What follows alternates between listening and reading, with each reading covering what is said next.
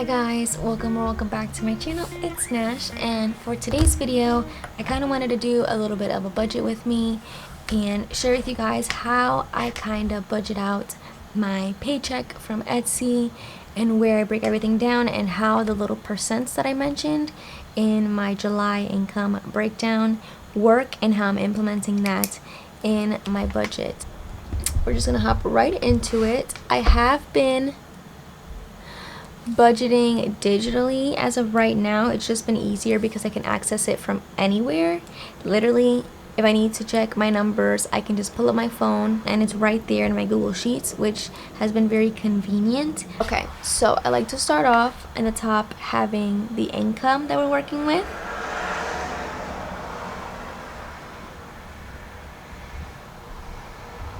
So the total income we'll be working with is $385.42. So what I do first is my actual business budget, and I will break down this money. And in my business budget, I have a category that basically is where I pay myself, and that specific amount is broken down in my personal budget. So I'll kind of share with you guys that as we go along. So for the business actual breakdown, we have tithe, taxes. Nash is the category that the money that I pay myself. So Etsy goes to any expenses for the shop. Etsy savings is the money I'm saving up for the shop. I have my personal savings. Brianna is the money that I set aside for the help that when she helps me throughout the shop, and then that is basically it. And then we have a total. So as I mentioned in my July income breakdown for Etsy, I mentioned that I'm basically doing like 40-60%. So 40% of my money is being put towards tithe, taxes, and saving. I have 10% to tithe, 20% to taxes. Between the savings, it's roughly 10%. So we're at 5% for each, give or take. So $38. For taxes, $76. So 10% of the income. So 10% of the income we're working with is $38. 20% is $76. And then for what I'm paying myself is $171. This is what I'll break down into specific categories after.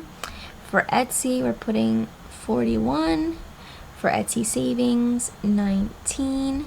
For my emergency fund is 20.42. I've just been putting the change into that since I have a bank account, since I have a savings account, so it's easier to just transfer the change.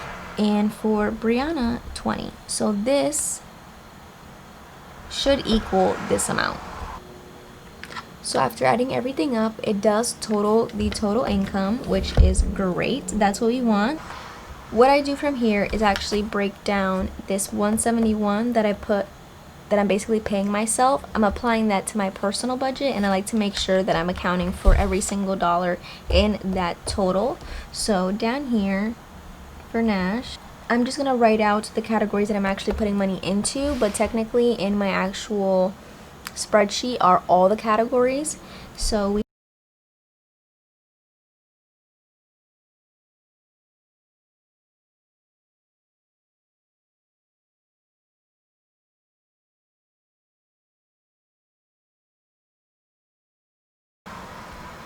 these are the categories that I'm focused on. I'm trying to focus more of my hourly paycheck from my part-time job towards my expenses, and this income from Etsy go towards savings, but I'm kind of doing a mix of both. So for Upstart, we're putting 36. For my other student loan, 15. Cushion is 5. I'm just trying to build it up in small amounts. I'm not too worried about building this up too fast, so whenever I have a chance, I just add $5 just to kind of build it up slowly. Personal is 15, beauty is 30, Michael is 5. I'm trying to build that up a little bit too, just because for the month of July, I didn't really save in any of my sinking funds, and I'm trying to get and focus my attention on specific ones instead of trying to add a little bit in all of them, if that makes any sense. So you'll see that reflected in car. I'm adding 50. For these two are new, so I'm adding small amounts just to get them started. 5 in clothing, and for school 10. Since I do want to get myself a couple things now that we're going to be going into fall soon, I want to make sure that I'm able to set money aside to get myself a couple jeans, maybe some hoodies, who knows. But I realize that this is a sinking fund that I should probably start, even if I only put a couple dollars in it whenever I have a chance. And for school, I start at the end of the month, and I realized that I didn't really plan ahead and put money aside for school supplies, and as well as things that I will need now that I'm going to be doing virtual school. Basically, I'm going to be doing online school, and I kind of just want to get a couple things for my room to make it better and prepare myself for the semester that's to come. And if we add it up, if I mentioned, like I mentioned, if done correctly, it should add up to 171. Perfect. We are at 171 for the total.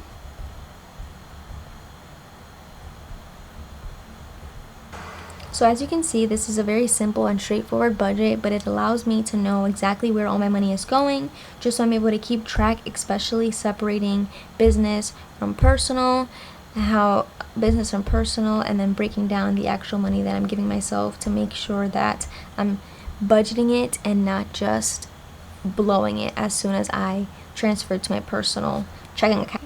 So that wraps up this short and sweet budget with me of my business income. If you have any specific questions, leave them down below, and if you aren't already, make sure you subscribe, and I'll see you in the next one.